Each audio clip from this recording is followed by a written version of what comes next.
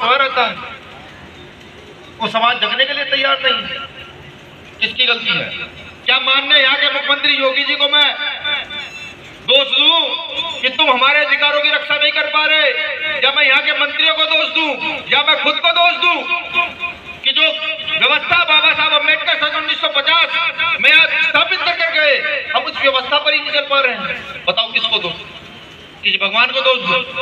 नहीं, बिल्कुल नहीं। अगर हम अपने अधिकारों का प्रयोग नहीं कर पा रहे हैं, हम अपने अधिकार नहीं समझ पा रहे हैं, तो इसमें गलती किसी के रेंज में गलती अगर किसी की है तो हम लोगों की गलती है। हम इस गलती को जितनी जल्दी एक्सेप्ट करेंगे उतनी जल्दी यहाँ से मनुवादी व्यवस्था के लोगों का डंडीरा उठाकर बाहर फेंकने का काम कर सकते हैं, जितनी जल्दी करेंगे।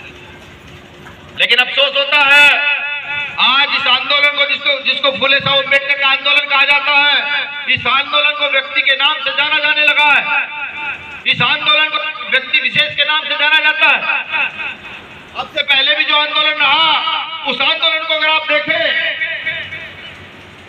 बहुजन हिताय बहुजन सुखाय की थोड़ी तथागत बुद्ध देकर गए थे, लेकिन उस थोड़ी को बदल करके आज न जाने किस दिशा में ले जाकर खड़ा कर दिया गया। मैं बार बार मंचों से अपील करता हूं, अगर वाकई फूले साहब अम्बेडकर का आंदोलन चलाना चाहते हैं तो व्यक्ति नहीं, इस आंदोलन को समझने का प्रयास किया। आपने सुना होगा भाई चंद्रशेखर आजाद जी को, जिनको हम नेता कहते हैं, वो भी चिक चिक कर ये कहते हैं कि जिस दिन मैं इस आंदोलन को चलाने में नाकामयाब रहूंगा, उस दिन मैं इस आंदोलन को छोड़कर अपने घर बैठ जाऊंगा, लेकिन गलत दिशा की ओर प्रभावित नहीं होंगे। जब हमारे नेता चिक चिक कर ये कह रहे हैं, फिर भी हम सुधरने के लिए तैयार नहीं, फिर भी हम इधर उधर भटकने के लिए तैयार हैं। कुछ मेरे साथी मुझे आकर कहते हैं कि साहब दूसरी पार्टी का व्यक्ति बहस कर रहा था। हम पूछते हैं क्या बहस कर रहा था? वो कहता है कि तुम लोगों ने विक्टर पैदा कर दिया, तुम लोग आज समाज को तोड़ने पर लगे हुए हो। तो मैं कुछ चीजें बताऊंगा, गौर से सुनिएगा। मैं कुछ चीजें बताऊंगा, गौर से सुनिएगा। यहाँ पर पहला या दूसरा एमपी का चुनाव होता है, किताबों में लिखा हुआ है, मेरे शब्द नहीं है, किताबों के शब्द है। यहाँ पहला या दूसरा एमपी का चुनाव होता है, ये सही से याद नहीं। काशीराम साहब पुणे में नौकरी कर रहे होते हैं और वहां के उस समय के नेता, जो पार्टी बाबा साहब द्वारा बनाई गई थी, उनके द्वारा सोची गई थी, उस पार्टी के नेता कांग्रेस से गठबंधन करता है, एक सीट पर गठबंधन करता है। साहब काशीराम साहब तड़पते हैं और कहते हैं कि नहीं, बाबा साहब अम्बेडकर जो थ्योरी हमें देकर गए, जो हमें बता करके गए कि हम बहुजन इस देश में 85-90% है, ये कांग्रेस वाले कौन होते हैं हमें सीट देने वाले, हम इनको सीट देंगे, हम तय करेंगे हम इन्हें कितनी सीट दे सकते हैं। लेकिन नहीं माना जाता।